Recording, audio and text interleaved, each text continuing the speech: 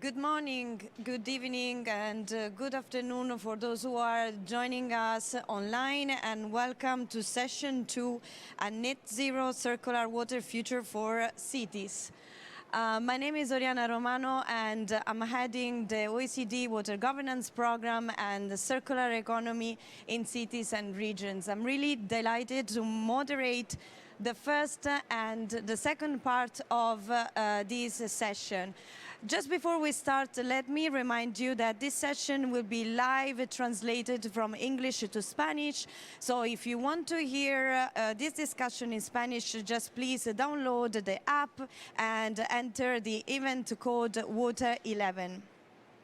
As I was mentioning, this session is divided in three parts. During the first part, we will be hearing from our expert on what is the future of cities toward the circular economy.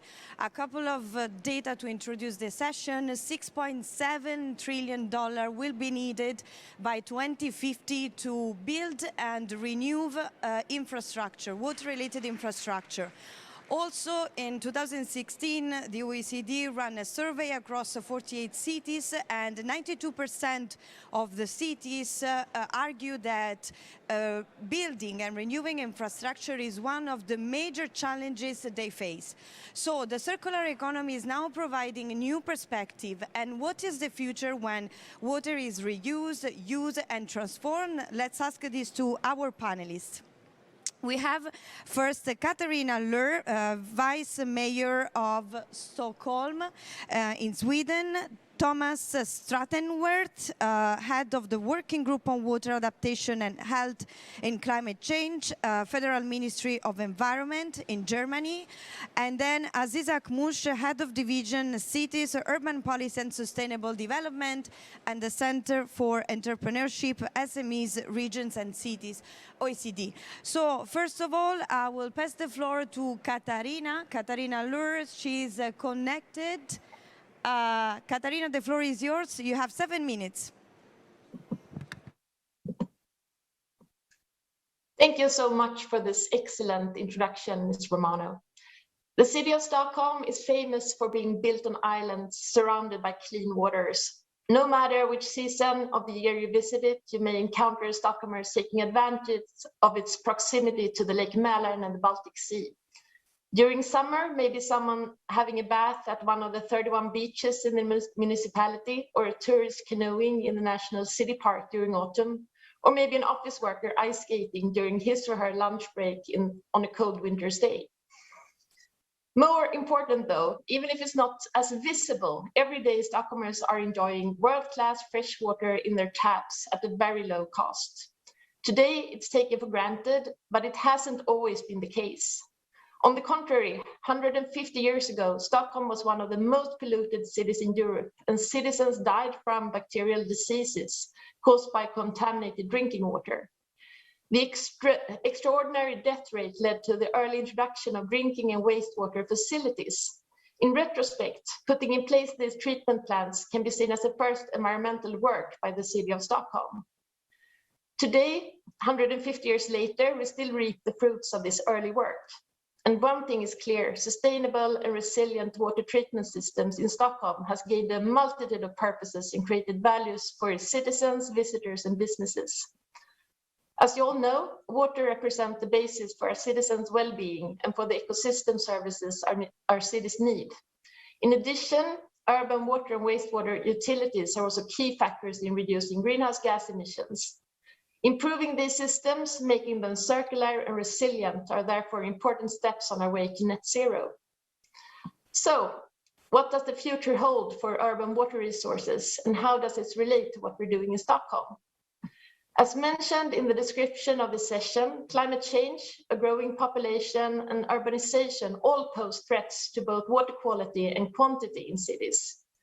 This is true in developed, in transition, as well as developing economies. And yes, it's also true in my city as well. In Stockholm, we are indeed experiencing an increased frequency of heavy rains, combined with the fact that we are a rapidly growing city where more and more areas are being hardened, which makes it more difficult to take care of stormwater. We have some serious challenges ahead of us. An additional An additional challenge we face comes from microplastics, a serious problem due to the increased quantity and slow degradation of plastic waste. A third one is eutrophication, a problem caused by insufficient wastewater treatment in the past. These are serious issues, not only because Stockholmers love to take a swim in the city and because it's a part of the city's trademark, but primarily because they threaten our future access to clean drinking water. If we wouldn't take action today, we would most definitely end up in a situation where we would risk scarcity of drinking water and great loss of biodiversity in our waterways.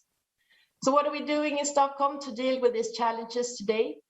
We are, like it was done already 150 years ago, taking a holistic view on the large water infrastructure, focusing on the water treatment of the city.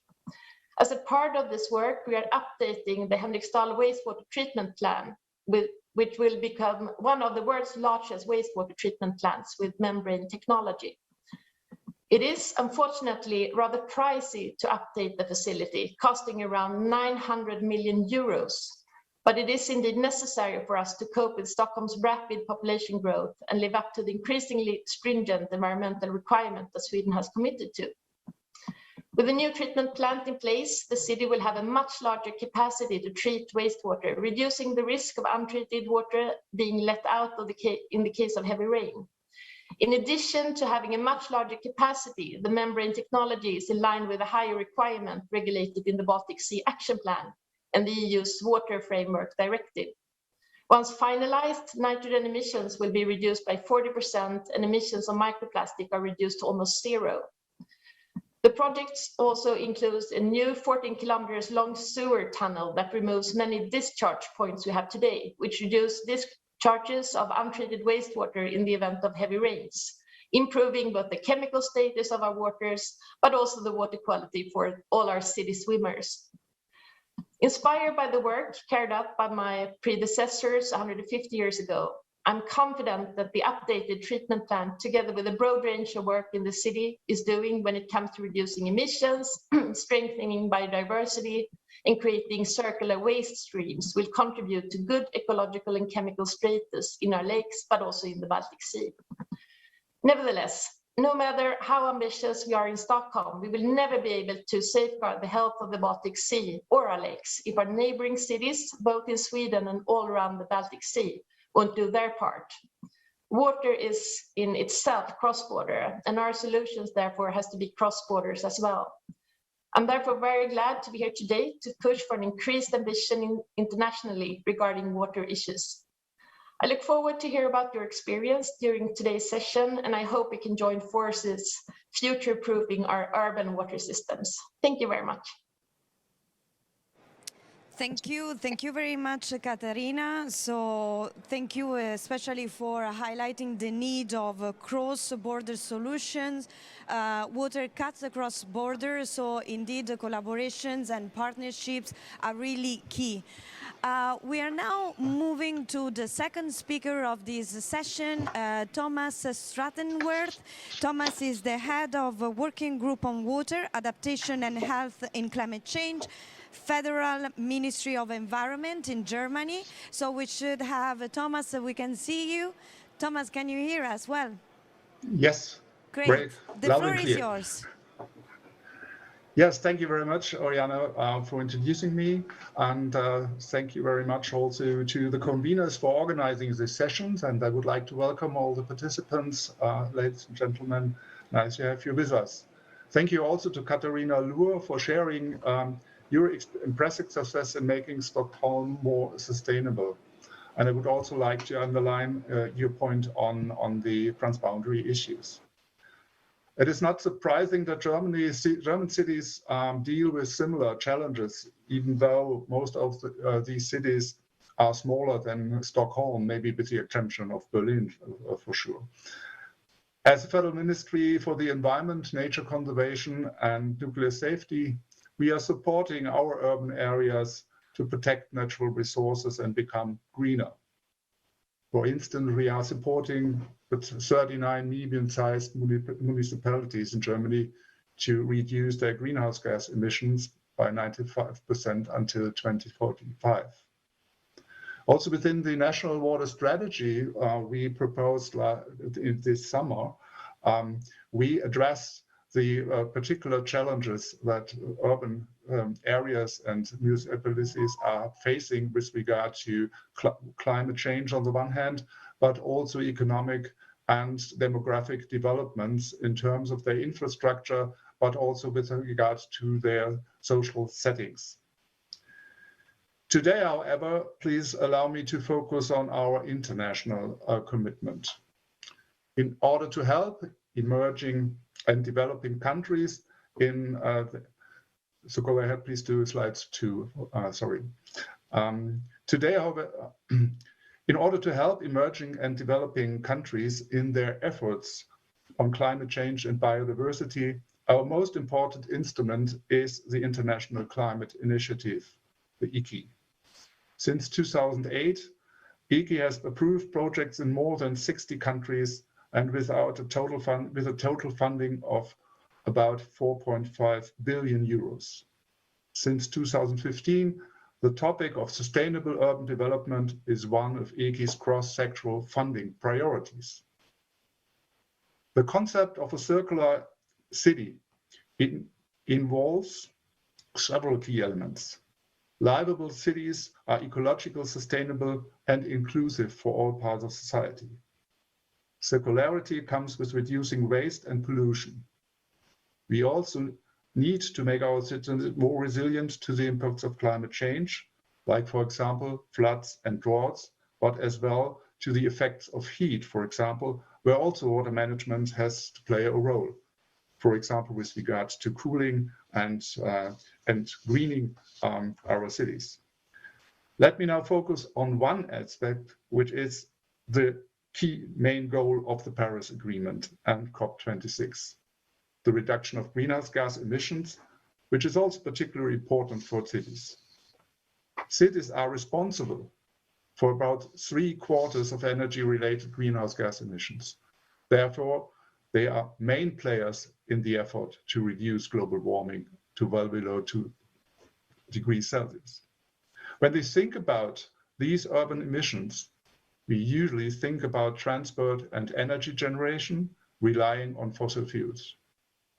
We might also think about buildings and industrial processes. But what about water and wastewater management? Slide 3, please. In many cities, water utilities are in fact the largest user of energy. Their share goes up to 40% of the total municipal energy use. It is estimated that water and wastewater handling account for about 4% of the global electricity consumption. Whenever this energy is fueled by fossil sources, it involves carbon emissions. But moreover, wastewater collection and treatment processes involve the emission of methane and nitrous oxide, which are even more harmful to the climate than CO2. Despite these emissions, it is still not common for many water utilities to report all greenhouse gas emissions to the national inventories. This is where one of our key projects comes into the picture. The Water and Wastewater Companies for Climate Mitigation, or short WACLIM project, implemented by GIZ and the International Water Association, IWA, helps water utilities to measure, reduce, and report emissions. Slide 4, please. To this objective, the project has developed the so-called ECAM tool. ECAM stands for Energy Performance and Carbon Emissions Assessment and Monitoring. The tool has been used by utilities in more than 20 countries by now. ECAM is openly accessible and free of charge. Last year, our project partners in the Peruvian city of Cusco used ECAM to realize savings and report savings of almost 8,000 tons of CO2 equivalent. This is comparable for more than 5,500 passenger flights from Lima to Frankfurt and back. Our partners in Jordan have reported considerable savings through improved energy efficiency, which they will share in the next segment of this event. These savings are not only an important contribution to mitigating climate change, but are also helping utilities to become more cost efficient in their processes. The ECAM tool has come a long way. Starting as an Excel file in 2015, it soon became a web-based tool to analyze emissions from water supply, wastewater treatment, and facial sludge management. Today, I'm glad to announce the official launch of the new version 3.0. ECAM become more user-friendly and is now fully compliant with the IPCC 2019 emission guidelines refinements. You can find the tool online at waclim.org/ECAM. Please don't be shy and contact the project team with comments and questions. We want to continue to improving the tool together with you, with partners around the globe. At the Federal Environment Ministry, we are committed to a sustainable net zero and circular urban development. I hope that the ECAM tool, we can contribute an essential part to that goal. Thank you very much. Thank you very much, Thomas.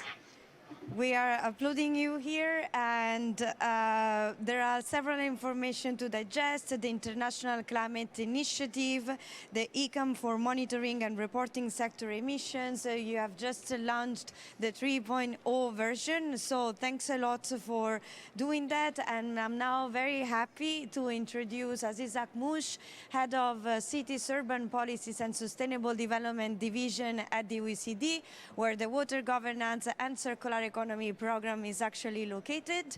So Aziza, the floor is yours. So thank you. Thank you very much, Oriana, and it's really a pleasure to be here. I think it's a great day.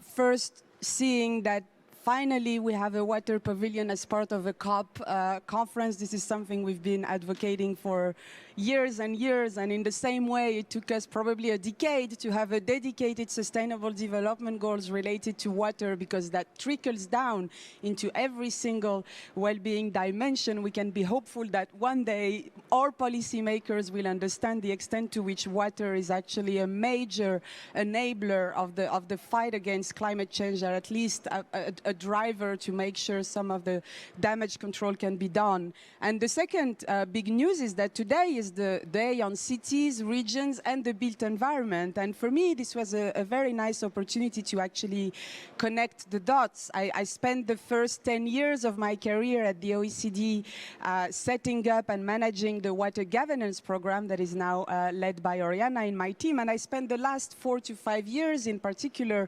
leading OECD's work on cities and urban policies. And while doing so, I saw actually there were many similarities and also many common headaches across urban and water-related policies. When it comes to scale issues, of course, the challenge doesn't stop at administrative boundaries. That's why water constituencies have long been advocating for a basin approach, a functional approach. In the same way, today we are saying housing and transport challenges do not stop at city boundaries, but should actually be connected to where people work and live. Both sets of policies are, highly constrained, let's say, by silos, by fragmentation.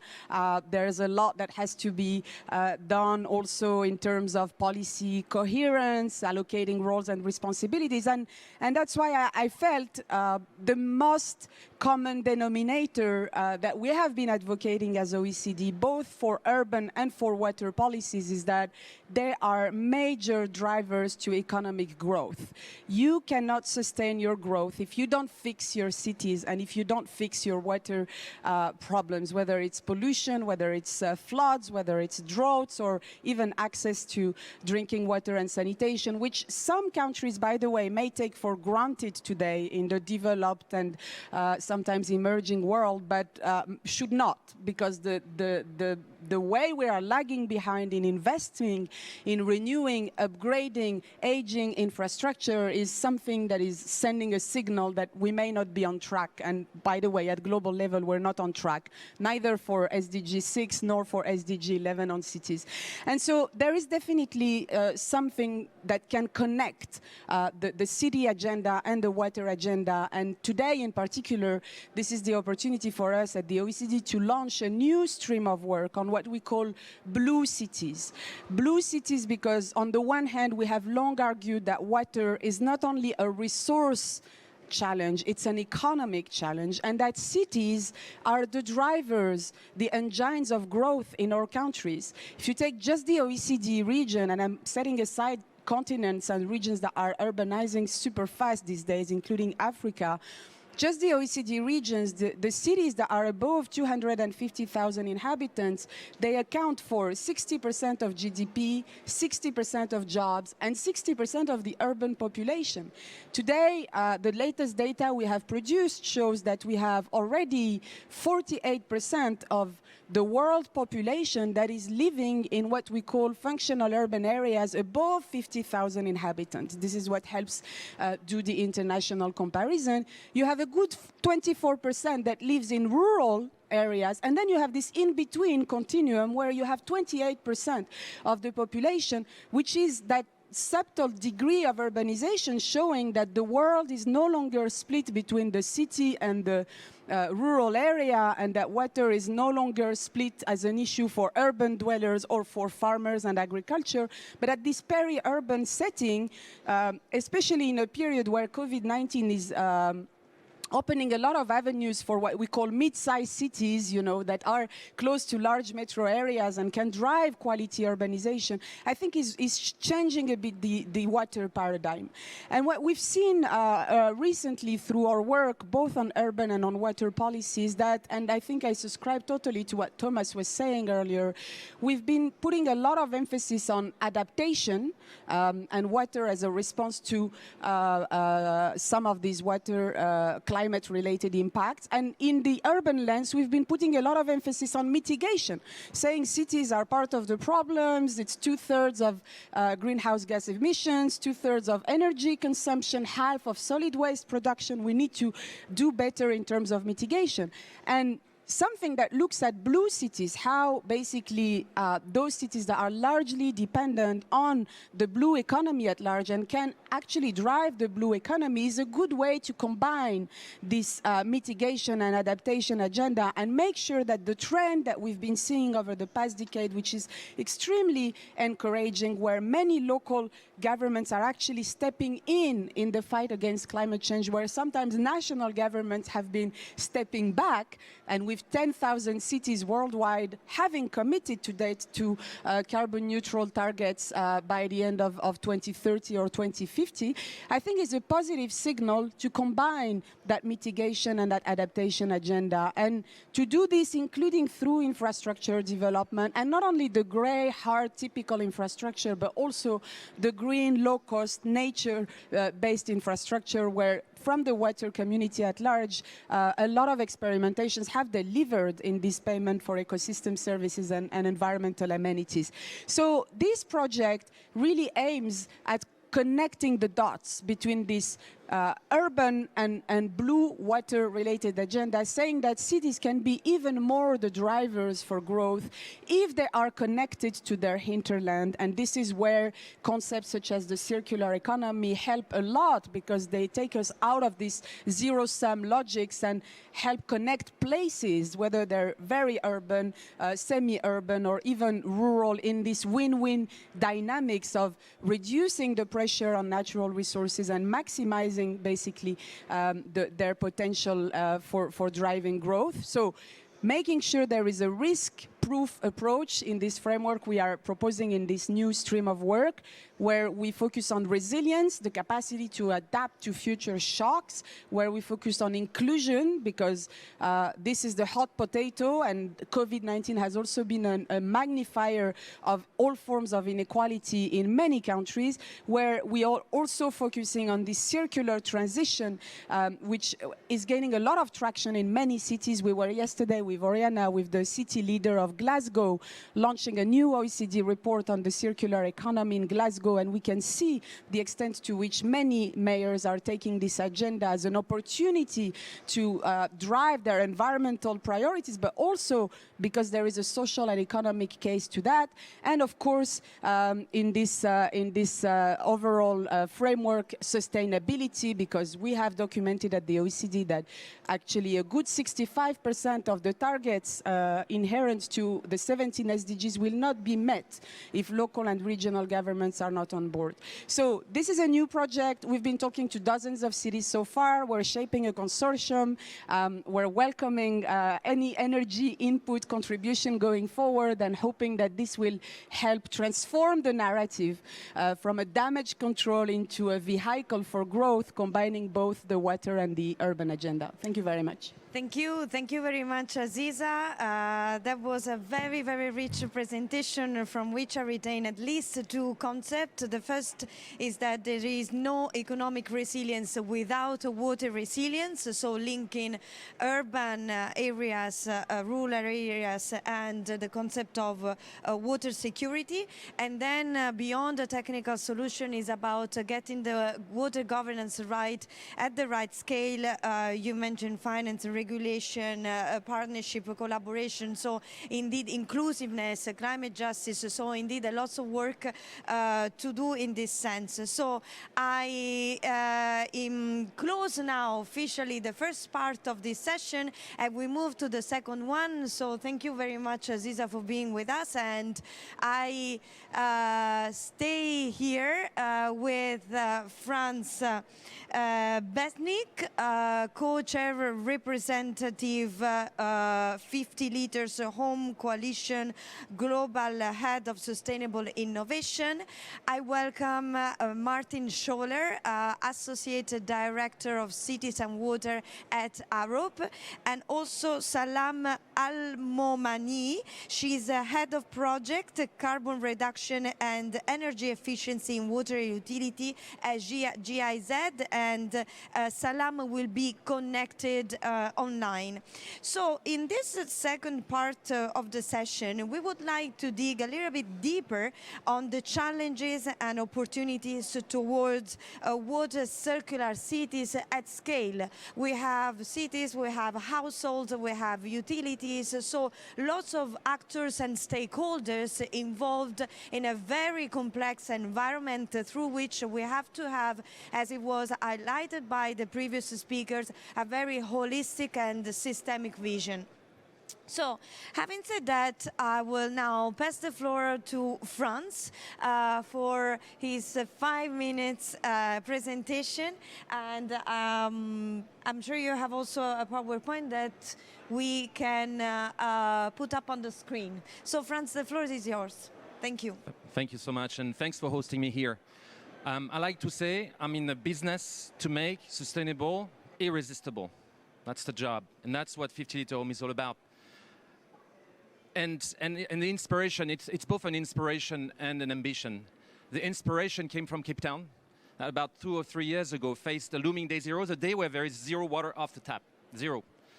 And what the government of the city did at the time is race train the population overnight, brutally, down from 120 to 150 liter per day per person they were at to 50 liter. No innovation. So what I've done is we spent time on the floor, on the ground in Cape Town, living life at 50 liter per day per person for a whole week when there's no innovation. And remember, I said I'm making sustainable irresistible. Life was sustainable. In fact, they avoided the issue of the day zero, but life was not irresistible. Long-haired women would cut their hair because it's easier to cut your hair when you don't have water to wash rather than wash the hair. People would carefully bring the water effluents from the shower to the washing machine to wash their laundry lobes with that water from the shower, then take that water back again, put into surfaces to wash surfaces, put it into buckets, wash floors, push the water to the gardens. Some will actually say that 1 bucket a day they were allowed for to flush the toilets. Sustainable, but not irresistible. Now, when you look out back home to the rest of the world, you see places where the water daily consumption is up to 500 liters per day per person. And so here is the ambition. How do we shift the paradigm of Cape Town? Instead of trying to make people live on 50 liters per day per person, how are we going to turn that around? And how are we going to make homes that run at 50 liters per day per person but they feel like 500 liters at zero carbon. So that's the ambition. Now, having said that, as I reflected to the challenges and opportunities, I really have three in my mind. First, make sustainable irresistible. A circular water is a mean to an end. How do we best serve the hygiene and cleaning needs of the people, the billions of people in the homes they love? They don't care. And when you're in Cape Town, they don't care about circular water. They don't care. Care about their daily hygiene and cleaning needs. And could you imagine Cape Town in COVID times when there was no water? So how do we do that? And I think P&G can uniquely help because we do serve indeed 5 billion consumers around the world, and we are 70% of our business is relying on water in use, and we are a hygiene and cleaning company. Second, big challenge and opportunity. How do we unleash water reuse at all scales, including the household scale? And that's very important because today you may wonder, why are we flushing toilets with fresh water? Why soapy water from laundry or showers ends up at sewage right away? How we are going to bring water reuse in the scale of the households as well as at the scale of the city, neighborhoods, and bigger scales, but how we conduct what I call ultimate decentralization at the home place in a way that is practical, retrofitable, accessible, affordable. Third, big challenge and opportunity. How are we going to decarbonize water heating? I've been here for a few days at COP and hearing about building decarbonization. It feels like there's a blind spot about the water heating as part of that. Talk about energy decarbonization. Well, do you know that about 20 to 25% of our greenhouse gas emissions in our homes come from water heating? Hot showers, laundry, dishing, washing hands, even more important so in COVID times. The second source of emissions of our greenhouse gas in our homes is actually water heating. So how are we actually going to create really that decarbonization through water heating decarbonization? Arcadis is actually leading as a partner of the coalition a white paper. So stay tuned. It's coming very, shortly about the water energy nexus and how it's actually, we believe, is a blind spot. So, of course, again, P&G can help. We've actually recently announced we will decarbonize laundry because we feel that we can now, with our technologies, bring washing and the cold washing conditions as good as in hot water washing. But that water heating building block is massive in homes. So we've got a lot more to do around decarbonizing that water. And I actually would submit that you can efficiently decarbonize once you slash down all that bulk load of water up to 500 liters per day per person down to 50 liters. Because now you deal with a system that is much more small and you can drive much more efficiency. You can even think about electrifying water heating when you run on such a low water level. So wrapping it all up, we know it's just not P&G is going to do that. I'm not constructing homes. So we formed a coalition, the 50-liter home coalition, which Oriana has announced. And that covers the entire chain of water and the heat of water. People from the inside of the homes, I call them, Electrolux, Kohler, us, IKEA. People from the outside of the homes, utilities like Suez and Engie. I'm thrilled to announce that Grundfos is actually announcing today that they are joining the coalition as part of that system outside of the home. It's not just private companies, it's also public-private co-sharing. In fact, I'm very thrilled also to announce that Scottish Water, as a public partner, is joining the coalition today as well. And last week, a week ago, Kate Gallego, mayor of Phoenix, US, and vice chair in C40, came here to announce she's actually taking the co-chairing role for the 50 Home Coalition. So we can really partner with cities. And that's really my end point. This is all about creating public-private multi-stakeholder systems change at scale, partnering with cities in the form of pilots that can really make solutions that are retrofitable, accessible, affordable, in net, totally irresistible. Thank you. Thank you very much, Franz, for this very inspirational speech. Make sustainable irresistible and think about the challenges in terms of opportunities. Indeed, there is a lot that we can do more for water reuse in terms of decarbonizing water heating, and it's not just about the technology. It is about regulation, financing. This cooperation that you are announcing here is fundamental to bring these issues to the people that consume and use water and they can reuse it very much more efficiently than it is now, unfortunately, the case. So really, thank you very much for your very precious and highlighting 5 minutes. And then I pass the floor to Martin Scholler, Associate Director, Cities and Water at Arup. So Martin, very welcome. I'm very happy to have you here, and the floor is yours. Thank you so much, Oriana. And it's a great pleasure to be here today, and I'd like to just thank Franz for his presentation. I'll follow and build on that. So I'm going to talk a little bit more about circular water in cities, thinking about water reuse as an opportunity to rethink how we think about water in our cities. And I think the word circular, for me, it's highly appropriate to use that word when thinking about a natural resource, water, how it moves in the natural environment with renewable energy. So typically we think about the water cycle driven by the sun, very much a circular operation.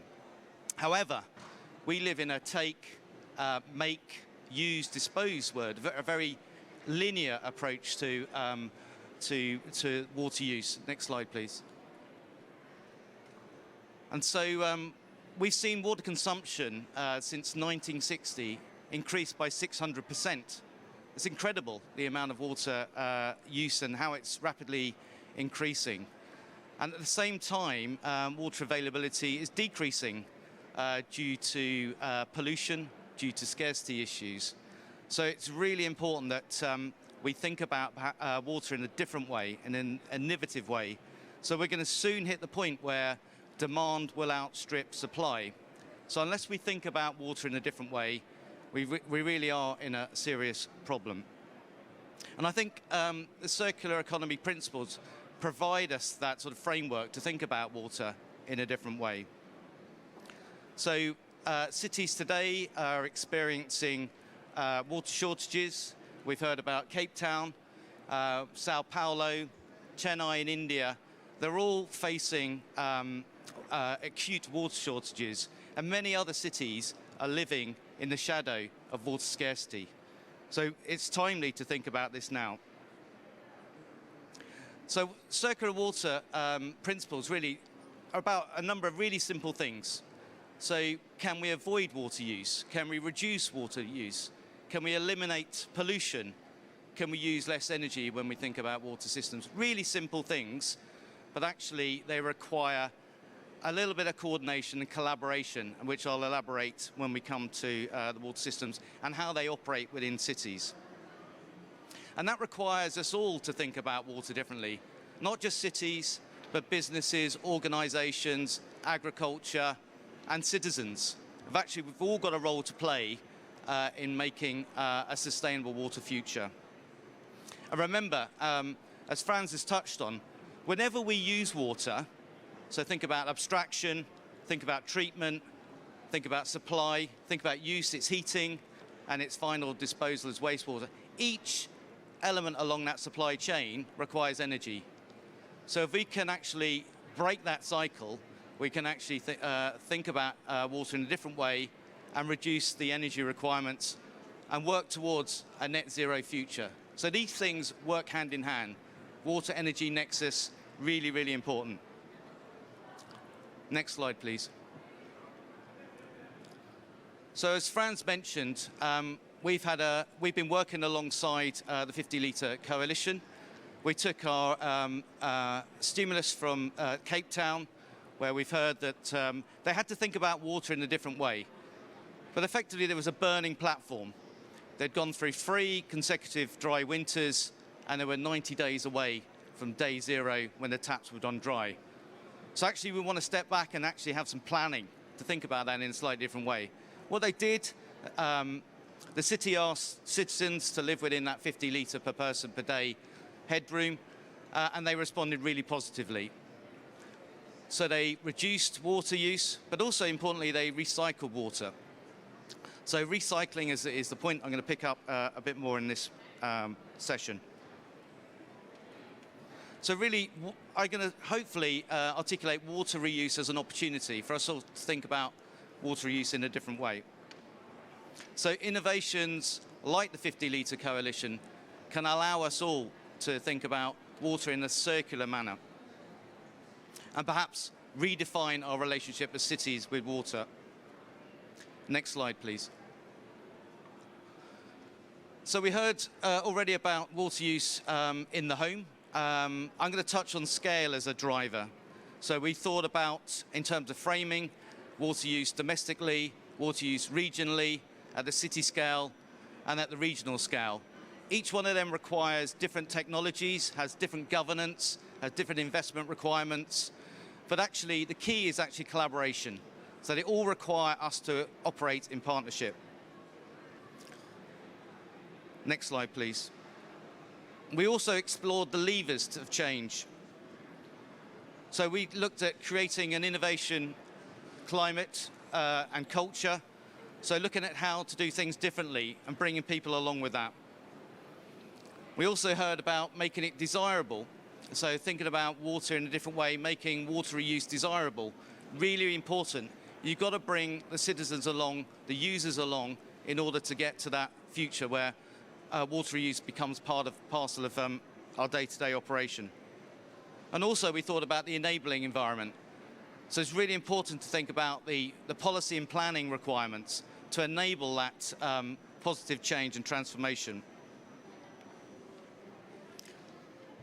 So finally, I just want to sum up really with thinking about climate change and urbanisation really now lend itself to thinking about water differently. And the circular economy provides a different framework to think about water. So perhaps the circular water economy. The rewards of circular water economy are huge. I've spoken about some of the challenges we face, and perhaps this is a different way that we can invent our cities into the future. And for me, it's around three things. It's about leadership, and we heard about leadership, and today is about taking a leadership role in actually thinking about water differently. We need a shared vision, which again, I think you've been hearing about today. But importantly, we need collaboration. And again, today is all about collaboration. Thank you very much. Thank you very much. So you gave us the right recipe for the future: leadership, shared vision, and collaboration.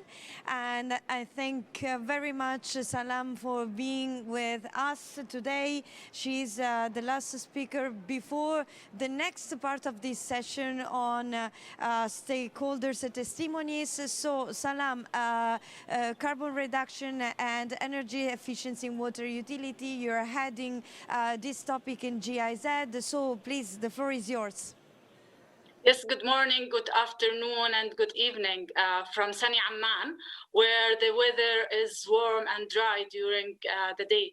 And this is only another proof of how the climate change is impacting us in the country. So it's a common knowledge that the decline of water resources is the main consequence of climate change. And particularly for Jordan, this has become an acknowledged fact since around 15 years, as the country ranked second in water scarcity, but also is facing increasing surface and groundwater decline. This is combined, of course, with the population growth. There is a sharp increase in water demand. And while, unfortunately, there's also a large share of water losses through leakages.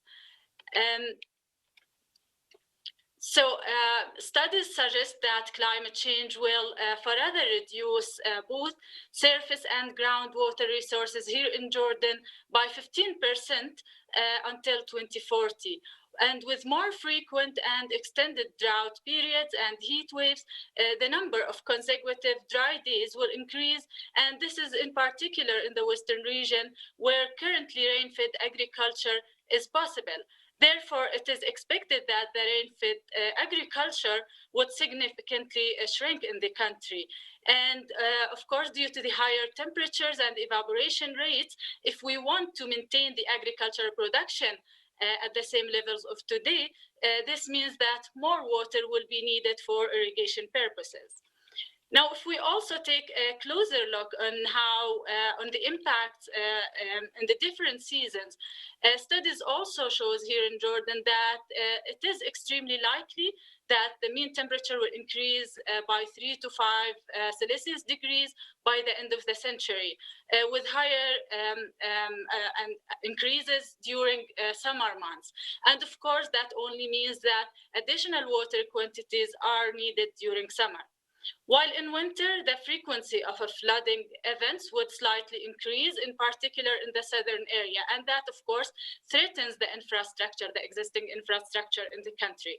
In addition to that, there will be a strong decrease of snow occurrence, and with the reduction of overall precipitation and increased evaporation, this would further decrease surface and groundwater recharge rates and increase the salinity, and thus again affect the quality of water. At the same time, on the other hand, the water sector in Jordan is considered as energy intensive sector and thus a source of greenhouse gas emissions.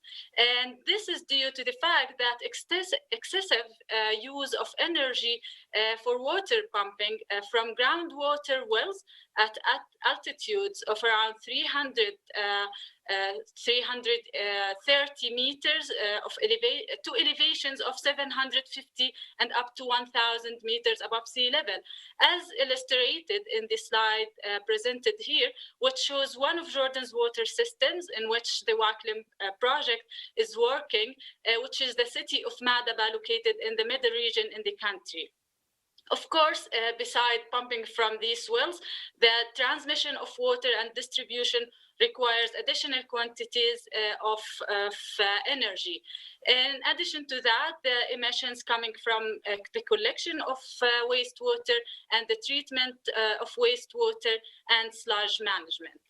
So all of these impacts and add actually another layer to the challenges to the challenges of the Jordanian water sector, and come on top of increasing water demand due to the population growth and refugee influx, leaving water resources in Jordan strongly vulnerable to the impacts of climate change, which of course can overwhelm and damage supply infrastructure, threaten service provision, and harm the health of communities and ecosystems in the country.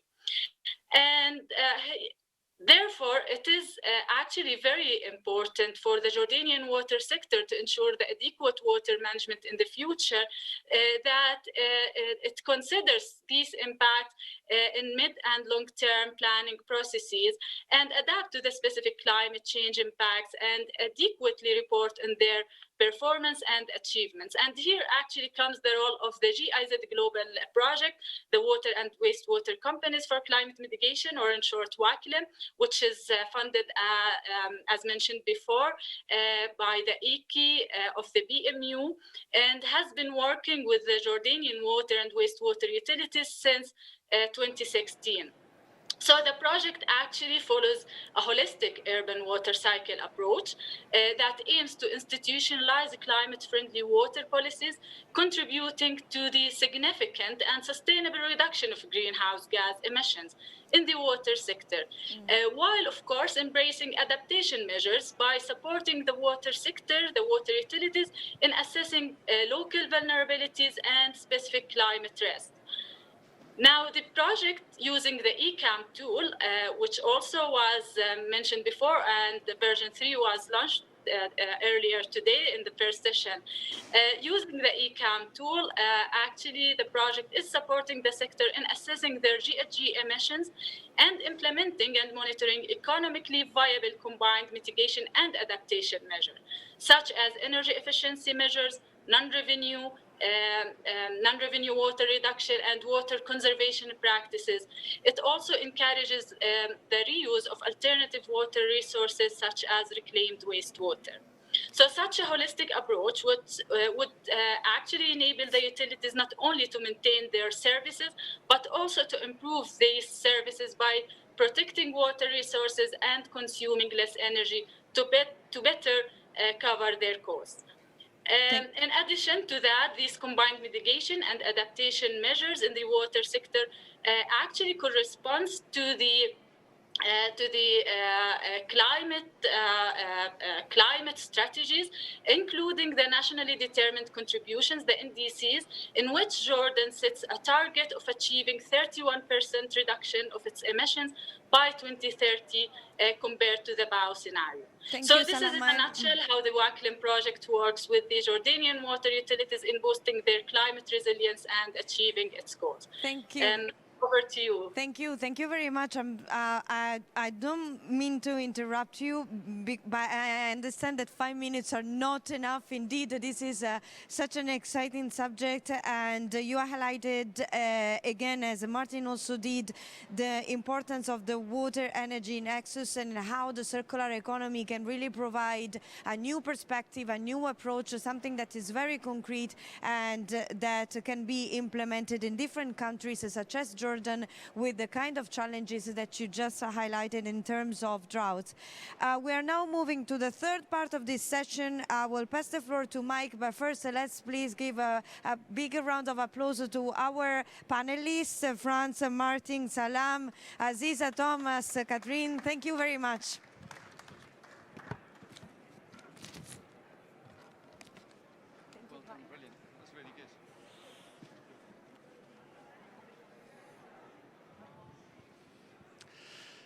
Thank you very much, and also greetings from my side. Thank you very much, Oriana.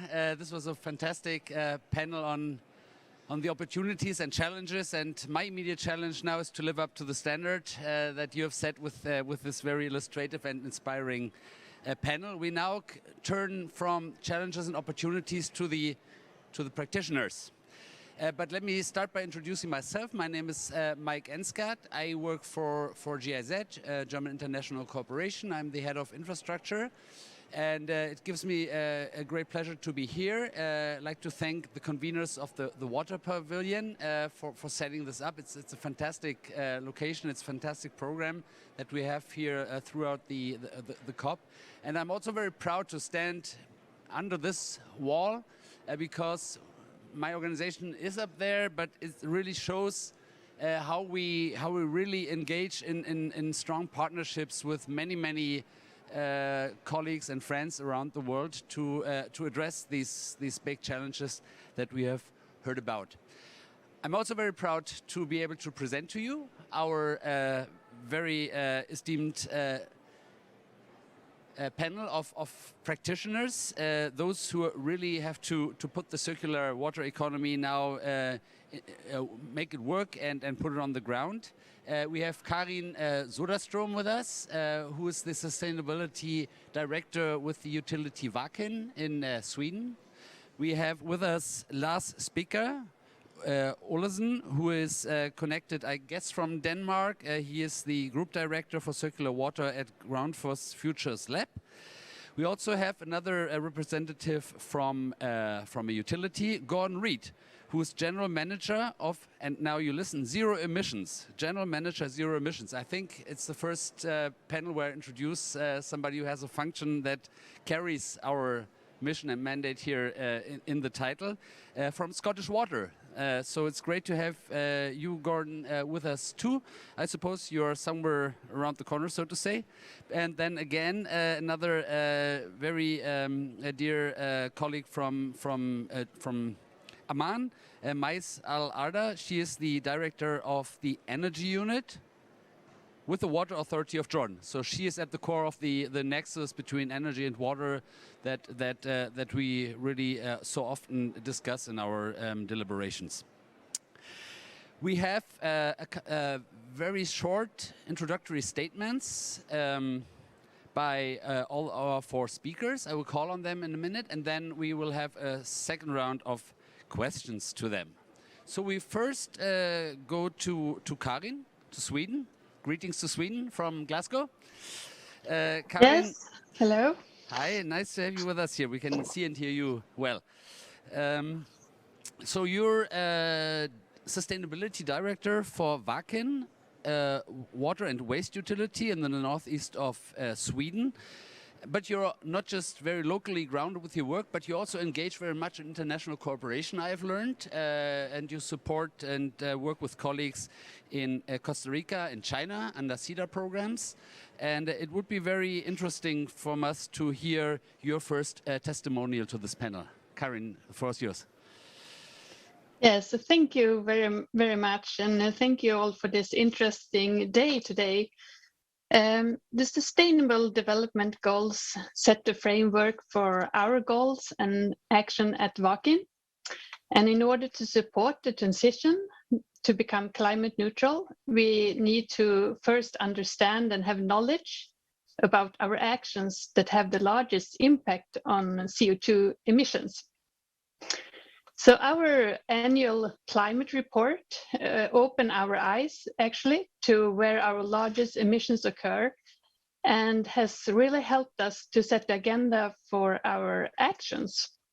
For us, as we also heard earlier, energy consumption has the greatest impact on climate due to still non-renewable resources. And therefore, reducing our energy consumption and circularity is an area of priority for us.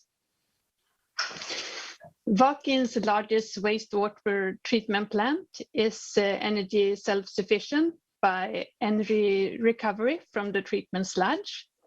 The biogas created from the sludge is a valuable resource and is used in a circular way to produce both heat and electricity for the wastewater cleaning process, the head office, and all other buildings within the facility. And this also, of course, helped us to reduce the methane emissions, and any surplus electrical energy is sold. As we know, all of us, and we heard that earlier today also, big investments in infrastructure is needed. Leaks in water distribution network causes energy inefficiency and has to be reduced. Another interesting idea that is discussed here is also to use the heat energy in wastewater to heat houses. For this second example, it is very important that we carefully examine how this can be done without compromising the biological processes in our treatment plants, since they need a nice and warm environment. So monitoring climate impact provides a good basics for decision making and help us in moving toward the ambition that all the public water operators in Sweden align with a common initiative of climate neutrality by 2030. This is a goal which has been set by the Swedish Water Association. So we only achieve our goals by engaging with others as today and taking actions together. Thank you. Thank you very much, Karin, for this first testimonial and for really highlighting the very concrete action that you're taking. It's not just words, you're walking the talk in Sweden. It's great. It's a great opener for our panel. Thank you very much, and I'll come back to you in a minute. Next speaker on our list here is Lars speaker Olenson. He is a group director circular water with Grundfos in Denmark, and I suppose Lars, you're connected from Denmark today. He is with the Grundfos Future Labs, so we're very keen to hear what Grundfos sort of plans for the future and what you design in your labs. Grundfos is a global leader in pumps and water solutions. And it's also, and that's very exciting news, a new member of the 50L Home Coalition, which we heard about in the previous panel. So, Lars, we would like to have your opening statement. Thank you very much for joining us. Indeed. Thanks a lot, Mike. I do, in fact, have a solution for you. In principle, we have many. And then that's one of the challenges I also see that we need to jointly explore. That is, why some of those existing and working solutions are actually not applied more broadly already.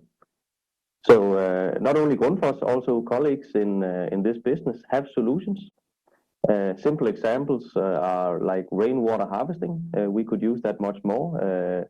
More advanced is demand-driven distribution, for example, where pumps are managed in water utilities more closely together with demand to avoid leakages. So actually the purpose of Grundfos is to pioneer solutions to the world's water and climate challenges and thereby improve the quality of life for people. So also being part of Future Lab, we will and are developing new solutions to these challenges. The challenge for us as a company is to understand how to make them attractive, how to make them affordable. And there I'm happy to join now a panel like this and also the general plenum to really discuss and understand how do we collaborate between companies, cities, legislators, so that we can run a sustainable business and together with you really create a strong sustainable impact on our globe and climate with those solutions that we want to pioneer. Thank you, Mike. Thank you very much, Lars, for this opener, and we will come back to exactly the question you posed towards the closing of your testimony. Next on my list is our colleague Gordon Reid, who I suppose is not that far away from us. He is, as I said, General Manager for Zero Emissions with Scottish Water. It's him and his colleagues who make sure that all these thousands of delegates here can take a shower every morning, can use the toilets. And we do like to take this for granted, but we learned earlier from the previous panels that when crisis hits, you cannot always take that for granted. Gordon, please tell us about the work, the thinking of Scottish Water in this area of circular economy, and especially I read that there are net zero emission roadmaps that form the strategy of Scottish Water. So we're very keen to hear from you. Hi, happy to share there what we are doing here within Scottish Water to deliver net zero emissions. As you said, we've published our net zero route map, as many other organisations have done. We've set, as Karen outlined, the key to this is actually understanding what your greenhouse gas emissions are. And from that knowledge, you can actually start to pinpoint a whole series of actions you can do to get your emissions down towards net zero. And there's huge amounts of things that we are doing, and Karen's covered many of them within our organisation. But we also recognise that we need to reach out and engage our customers, because the biggest simple way to reduce emissions from any water service is just to put less water into supply and waste less. And that's why we've got a big focus, as all water utilities have, on reducing leakage from our network, because that's just waste. And a couple of the earlier speakers have mentioned that. But we also need to reach out and work very much with our customer base to get them to reduce their consumption to sustainable levels. And that's an ongoing challenge for customer behaviours. You know, that's one of the reasons we've joined the 50 Litre Home Coalition, is to actually take part in this global activity and get learning from across the globe in terms of how can we actually address that consumption. Because even here in Scotland, which many people consider a relatively wet country, this year we had the driest summer for 160 years. In essence, that's as far back as the records go. And you know, I've said to colleagues, maybe in 20 years' time in climate change, we'll look back and say, oh, 2021, that was a very wet year, wasn't it? And that's why it's so important that we reduce the amount that we waste from our network and what customers use, because in the future there'll be less water resources available and many other parts of the economy looking to make use of that water. So we need to make sure we don't waste anything. But of course, it's not just the water, drinking water we need to be concerned about. It's also what happens when we get these big floods that are driven by surface water flooding and coastal flooding that will be driven by climate change. And to address that, we need to engage with local authorities and other public bodies, as well as private, within an urban area. And we're doing some real good work with this group in Glasgow, for example, where many of you are today, to understand that flood risk and then start to understand, well, what are we going to do about it? And that's going to be a long-term journey. But you know, we don't need to wait for the climate change to happen. We're seeing it now. This year, we've seen those terrible floods in Germany. we had, it's typical now to say we've had a month's rain within an hour in that urban environment in Scotland. So we're really seeing that as a problem now. So that's a big issue for us to address. Thank you. Thank you very much, Gordon, for this introductory remarks and for also highlighting the challenge of not only planning for the future and how we will have to adapt to climate change, but also at the same time, and often these stand in contradiction, also manage the immediate crisis and floods that we already see today. And I also see that you mentioned Germany, the big floods, that now in the reconstruction of a lot of the infrastructure, this is a big challenge. Do you go fast, or do you go substantive and climate proof and get ready for the next flood to come? It's a really tricky trade-off that policymakers and decision makers are working under at the moment. Thank you very much, Gordon. We come back to you as well. So we now move again to Amman.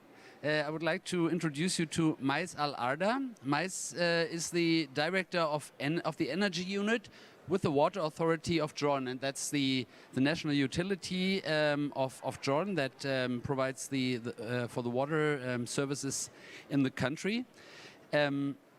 Very proud to have you here, also because we're at the COP. There's a lot of talk here about commitments and NDCs, and Jordan was really one of the first countries to highlight the relevance of water in its national NDC, its first nationally determined contribution. So you've really been a leader in making the linkage between water supply and water management and climate policy and climate planning. So I would like to invite you, Mais, for your introductory remarks. Thank you for this introduction. Good afternoon all, and I have the pleasure to participate in this important conference. From my side, I'm happy today to introduce the water sector from other perspective as introduced before by my colleague Salam Momani. We have challenges in the climate changes in Jordan, the lack of water resources, the decrease in the rainfall, the increase in the population growth. So this is make the water sector have headache and let's say more responsible for securing these water and sanitation services to the population and for the people, citizens in different areas, scattered areas, at the same time to reduce the cost for these services due to the challenges that we are facing. We all know that the water sector is make contribution on the electricity consumption for the country is 15% of the electricity of the country is from the water sector. And when we are talking about our future plans for desalination, this percentage will increase to 30%. So this is make or it's a not a low percentage, it's a high percentage. At the same time, we have the cost, the part of the operational cost goes for electricity consumption, which also affected the greenhouse gas emissions. So the purpose of our work here from the energy net and the water sector is to concentrate on the main contribution from our part is to implement energy efficiency programs to improve the energy efficiency for our processes to operate the pumping station and different utilities, even the wastewater treatment plant, to provide our services by effective and efficient way. At the same time, increase the share of the renewable energy from different resources, from the PV, from the hydropower plants, and CHPs also, and the other kinds of renewable. And at the same time, to try to implement new ideas, innovative ideas regarding the water nexus, water energy nexus projects, such as hydro pump storage and the load management and smart operation. So this is go on parallel with the other efforts for the sector to improve the non-revenue water, for sure, deal with this type of lack of resources, secure more resources. From the energy efficiency programs that we are follow to implement, main effort from our side is to change the supply scheme tried to apply the gravity supply instead of pumping. At the same time, we still have the pumping because we are now transferring the water from far areas to the population, and at the same time depending for the water services to pump the water from very low level through the wells to be after that transferred to the citizens. So the pumping cost is and at the same time the electricity consumption for providing the services mainly make a high contribution on the greenhouse gas emissions. So we are care to decrease the electricity consumption. At the same time, the greenhouse gas emissions will reduce respectively. As an example of these measures, the example was presented by Salam Momani. It's Madaba pumping station.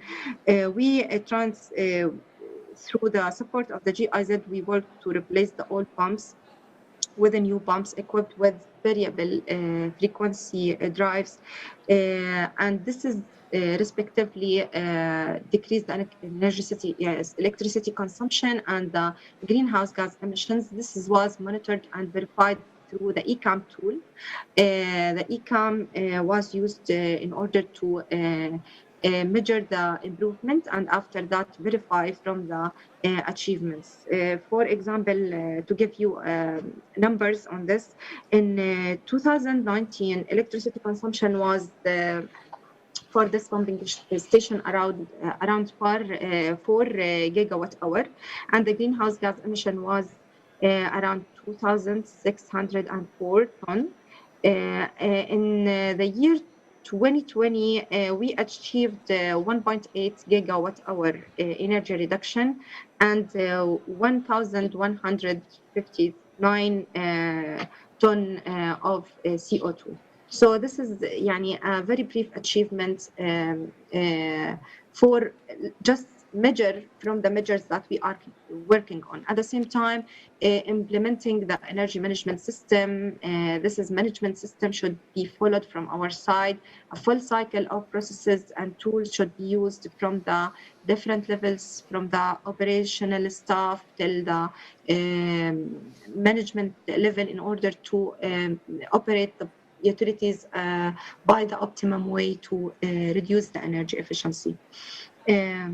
This is regarding the energy efficiency programs. At the same time, we are concentrate mainly now to deal with the situation in Jordan to implement renewable energy measures. As you know, it's have main contribution in the NDCs that we need to achieve.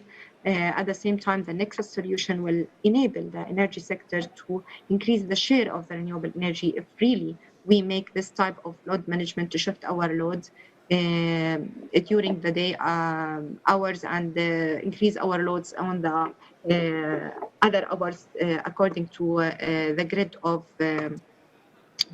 electricity. Thank you very much. Thank you very much, Mais, for this introductory remark. We will come back to you again. We will have a second round, same order, but I have to make a little bit of a change, and I would like to inform my panelists so that they are prepared. We're running a little bit behind schedule. So we originally planned to have two rounds of questions. I have to, unfortunately, reduce that to one. So I just want to make you aware so that if you really want to make a point, please do it now. We have less than 10 minutes left, so I would really like to ask you to be very brief. The question we really wanted to discuss here is, where do you see the interlinkages? We have utilities here on the panel, and we have the private sector technology providers. Where do you see the interlinkage there? The other aspect you might want to talk about is the need for international cooperation. So anyone who would like to say anything on that, please do so. I'm sorry, but we don't have the time to go through both questions. So I would kindly ask you to be short and precise and really highlight the point you feel that this panel really needs from you. Thank you very much. We start with Karen in Sweden. Okay, so I can choose question. Yeah. I say something about our international work then, because I think it's very important, SDG number 17, and that we share our knowledge across borders. We do this because it's kind of like an order, we think, from the United Nations and the governments. But also I would like to mention how important it is for our employees to learn from this kind of projects that we done in Kenya, and we are in Nepal right now. Our employees learn things you never can get elsewhere. And it's very important that it's not only about technical progress, and these hard issues, but it's so much about the people, the knowledge, the public awareness, cooperation, and planning, and so on, and learning out in the field from each other. So I think I'll end there. Thank you. Thank you very much, Karin, for sharing your perspectives from Sweden. It was really great to have you on the panel. I now would like to pass the word to Lars. Don't be surprised, we had originally planned a different order, but since we had to make this adjustment, I'll give the the floor to Lars. Thanks, no worries. I think to your question on interlinkage, for a company like Grundfos, I think we are a company, so of course we would want to do what our customers want. But for us, it's also a matter of getting scale. So I think the interlinkage for us is actually that we work in the same direction, so that we develop solutions that the market wants in a scale that will make them attractive and affordable for users, and also a sustainable business for us to actually make a sustainable impact to the world. So I think in that respect, I see it not only being Grundfos driving this, but definitely also cities, legislators supporting, maybe even in some areas incentivizing that we go in a specific direction, so that we as a company also can sort of roadmap what kind of solutions can we actually find a viable demand for out in the world. Thank you. Thank you very much, Lars. So this kind of partnership and dialogue is important, and unfortunately you guys are not here, but you can really also sense it being here in Glasgow. The opportunity again after the many months of being isolated, really to talk to colleagues and to run into people and to talk and discuss and brainstorm. It really makes a big difference. I can sense that being here in Glasgow. So I would now like to come back to Gordon. Can we have your perspective again, Gordon? Yes, happy to share. I think for me, there's three aspects about private sector engagement for utilities that I would like to highlight. And the first of those links into the need for innovation. The sector has particular challenges to address. What do we do differently in treating wastewater such that we don't generate the nitrous oxide, the process emissions that are a real challenge globally for wastewater treatment. So how do we come up with innovative new treatment technologies for wastewater that just don't produce those nitrous oxide emissions? And that would be such a huge step change. So very much that would be working in partnership with the private sector for that. And in this digital world that we are now moving into, I think there's a huge opportunity for digital solutions, especially in the likes of, how do you improve finding leaks quicker? How do you actually operate your equipment far more efficiently? These things will have a big ripple into the greenhouse gas emissions from water companies. An ask, I would say, another ask would be, and Lars mentioned this earlier, could private sector organisations with big buildings and large roofs, could you please disconnect them from the sewers, so that can help us manage flood risk? And a bit of a niche one here, but really important, as any water utility and the company on the call will understand. Wet wipes are having caused us terrible problems globally in terms of causing floods that impact customers, but equally blocking up the sewers, which can lead to pollution incidents and impacting the environment. There are plastic-free alternatives available, and I would love the private sector to move 100% to proper flushable wet wipes, because that would make such a difference to us. Touch very briefly, if I may, on the international cooperation. Karen said knowledge sharing is key, and it's absolutely at the heart of this global working together. And it's very much two-way learning. We in Scotland have built strong relationships in the water area of water with Malawi, and so we've been doing knowledge share there, but through a session, knowledge exchange I did with Brazil, with colleagues from across the UK a few years ago, that really opened our eyes to the opportunities that exist, that they've developed anaerobic wastewater treatment technology, and it's working effectively. So on the back of that, we are trying to actually now bring that technology into the UK. So very much that two-way international learning. Thank you very much, Gordon. Thank you for being with us today. Wish you all good luck for your work, and thanks again for providing the service also to all these delegates here in Glasgow. No problem. I hope you're all enjoying our product. We do. Every morning and every evening. Mais, the word goes to you once again. Your perspectives on the two issues that are outstanding here.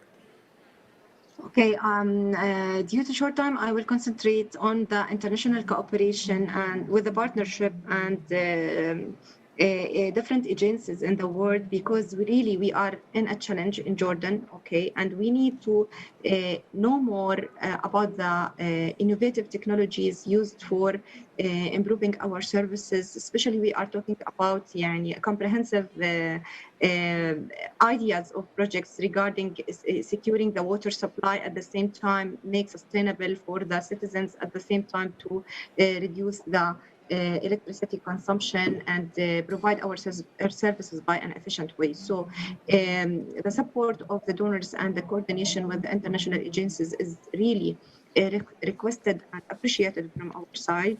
We are learning from the other experience. We are care to get this knowledge and train our staff to take the excellence model and try to apply in our future projects.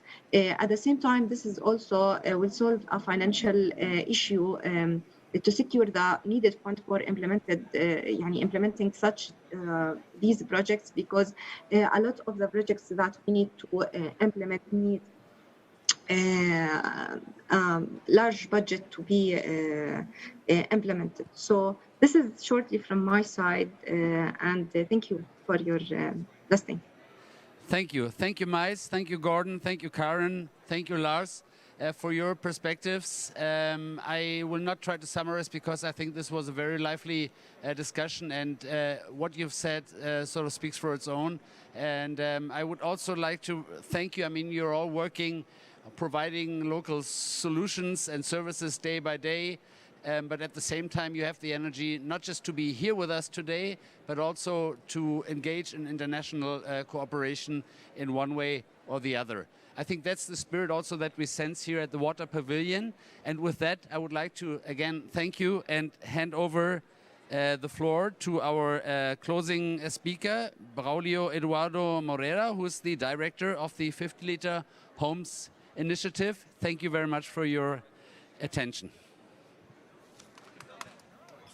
Thank you.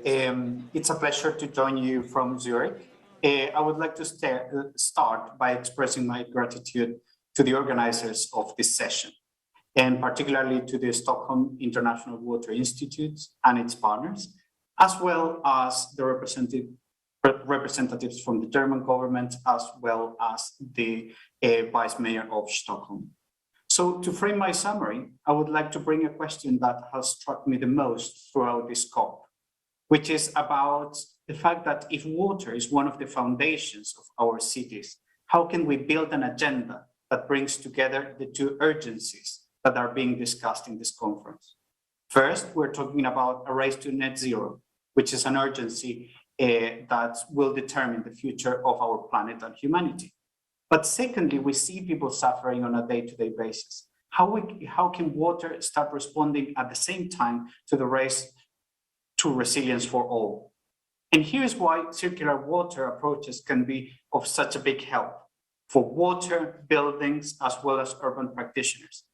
It is because circularity can make a substantial contribution to both the net zero outcomes that we all desperately need, as well as promoting and build resilience in cities. And this session included important views on this. And I would like to highlight three important topics on this matter. First of all, something that came very strongly from the speakers was about the need for integration or desalination.